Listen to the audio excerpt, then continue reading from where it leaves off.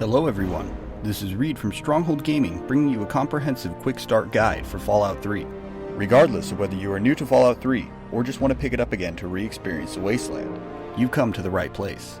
I believe this guide will demonstrate a very efficient way of starting the game, showing only the necessary steps that should be taken between level 1 and 4. The result is a character ready to tackle anything the wasteland has to throw at them. Anything not covered in this guide is completely up to player's choice.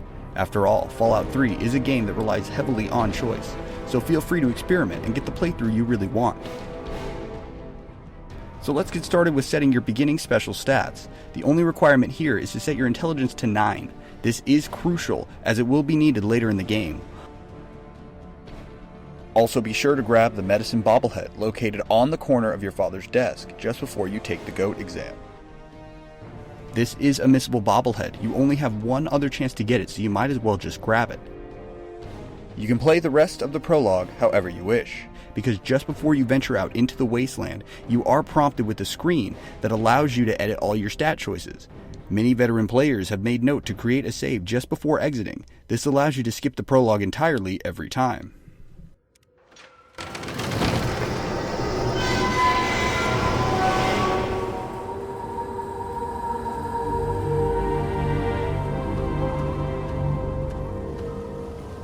Upon opening the door and walking into the sunlight for the first time, your player will gain 200 experience points and level up.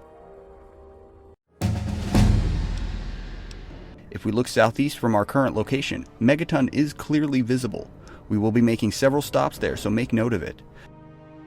Now we must turn our attention east and walk towards the corner on the left next to the decimated house. There we will find a mailbox with a few starting goodies to bolster our inventory.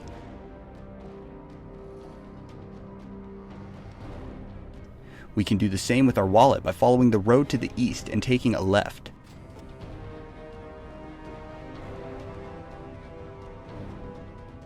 This is the house we're looking for, because inside is a woman we can persuade to part with some of her caps.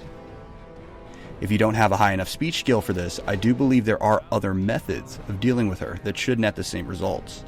Now head over to Megaton, because the sheriff has something we need. Unfortunately, he keeps his house locked up tight, so our only safe option is to break in through the roof. The easiest way I found to do this is by grabbing the barrel located by the ever so useful craterside supply and simply walking backwards until you're close to the overhanging section of the roof. Then simply nudge the barrel into position. The goal here is to use the barrel to jump onto that overhang. Fallout 3's platforming is notoriously difficult.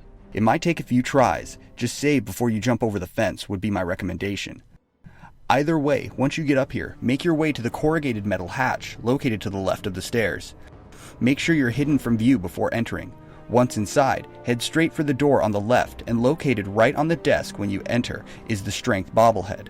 This is also possibly a missable bobblehead. That is why it is in this video and why you should grab it. Next, let's head into the craterside supply. Talk to the owner Moira and tell her about life in the vault, after which she will give you the armored vault suit. This upgraded version of the standard vault suit looks miles better than its counterpart, boasting a damage resistance of 12 and +5 in both small guns and energy weapons. Make your way to Megaton's entrance and follow my path around. A word of warning, there are mole rats, so make sure that you have a means to dispose of them first.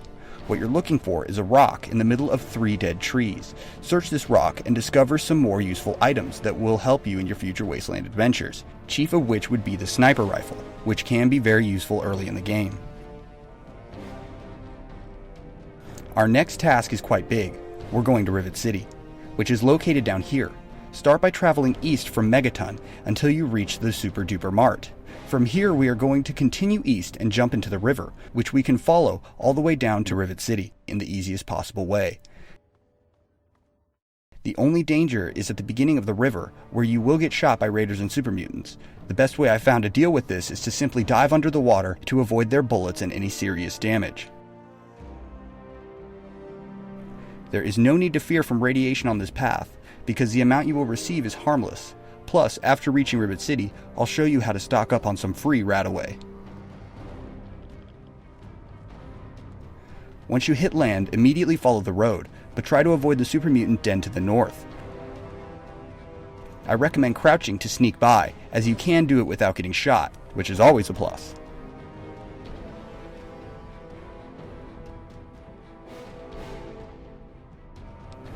And we have now discovered Rivet City. Welcome to Rivet City. Please wait while the bridge extends. Once you walk across the bridge, proceed into the stairwell. Rivet City can be difficult to navigate. I always just use the signs to find my way around, but feel free to simply follow my path to the science lab.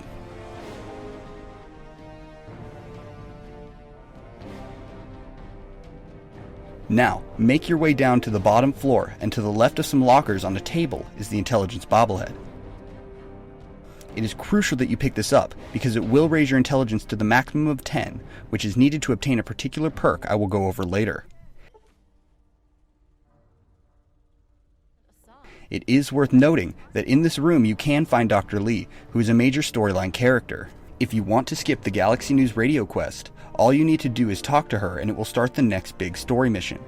You can still complete the Galaxy News radio quest after skipping it, but if you want to complete the story the originally intended way, make sure you don't talk to her. Since we're still in Rivet City, make your way down to the marketplace and look for a shop called A Quick Fix, and essentially rob her blind. She has a lot of useful chems I guarantee will come in handy, so if you don't mind losing a little karma, just start grabbing things off the shelves and placing them in this corner.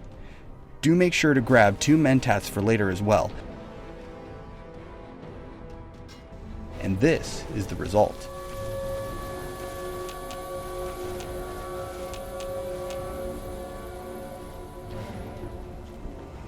This method works for guns as well, but keep in mind that the condition of these guns is far worse than what they actually have for sale. We are now done with Rivet City, and it is time to reap the rewards of our maximum intelligence. To start, simply level up. Upon ascending to level 3, I recommend increasing your explosives to 15. This will allow it to later be boosted to 25, which we will need. Now, because the Super Duper Mart is not very difficult at low levels, has tons of medical and explosive goodies to grab, and is part of a major quest, makes it a win-win-win to anybody starting out the game. So I recommend visiting it after you obtain the intelligence bobblehead. Plus, in the back of the stock room, you can find 3 Nuka-Cola Quantums, which you should save because 30 are needed for a quest.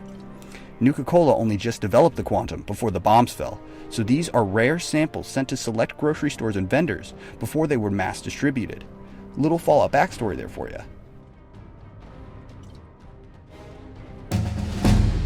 After reaching level 4, you must choose the Educated perk. With this perk, the total number of skill points you can spend when you level up increases by 3, meaning because you took this at level 4, by the time you reach the level limit of 30, an additional 78 skill points will have been used on your character. That works out to almost 4 whole extra levels and more max stats. I'll even provide a demonstration. Notice that I'm level 5, I can now spend 23 skill points instead of the normal 20. This is how you make a perfect character. And what perfect character would be complete without a fitting base of operations?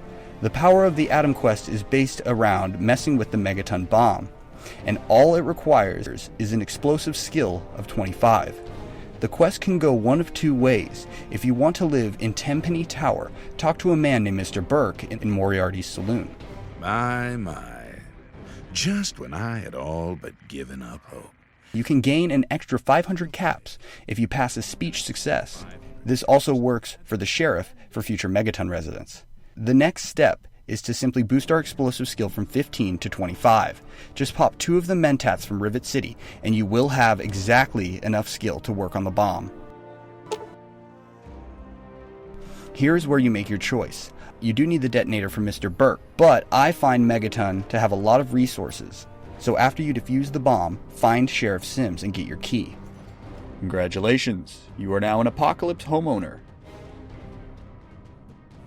Now, Megaton is not as glamorous as that hoity-toity Tenpenny Tower. However, the price of admittance is obviously high.